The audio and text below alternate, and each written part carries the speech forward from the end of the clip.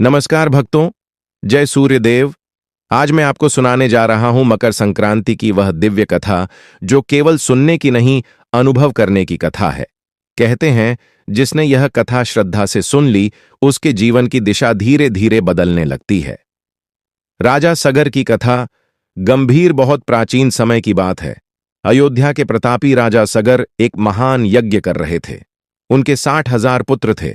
बलवान परंतु अहंकार से भरे हुए देवताओं के राजा इंद्र डर गए और यज्ञ का अश्व चुरा ले गए। राजकुमार अश्व की खोज में धरती खोदते खोदते महर्षि कपिल मुनि के आश्रम पहुंचे और वहीं उनसे बहुत बड़ी भूल हो गई।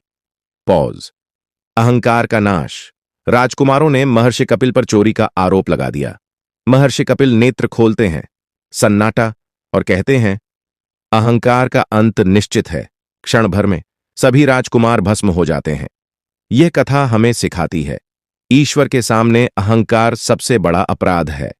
भगीरथ की तपस्या, उत्साह प्लस श्रद्धा। कई पीढ़ियां बीत गईं, तब जन्म हुआ राजा भगीरथ का। उन्होंने प्रण लिया, मैं अपने पूर्वजों को मोक्ष दिलाकर रहूंगा। हिमालय की कठोर ठंड, न भोजन न आराम, केवल तपस्या, केवल विश्वास, केवल भगवान। तपस्या से प्रसन्न होकर मां गंगा प्रकट हुई, पर बोली, मेरा वेग पृथ्वी सहन नहीं कर पाएगी।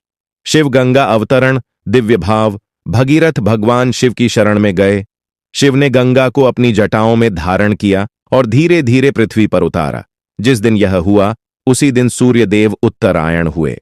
वही दिन था मकर संक्रांति। भावपूर्ण शास्त्र कहते हैं, मकर संक्रांति के दिन सूर्यदेव स्वयं मनुष्य के भाग्य की दिशा बदलते हैं। इस दिन किया गया स्नान, दान और सूर्य पूजन 1000 गुना फल देता है। यही कारण है कि इसे भाग्य परिवर्तन का पर्व कहा गया है।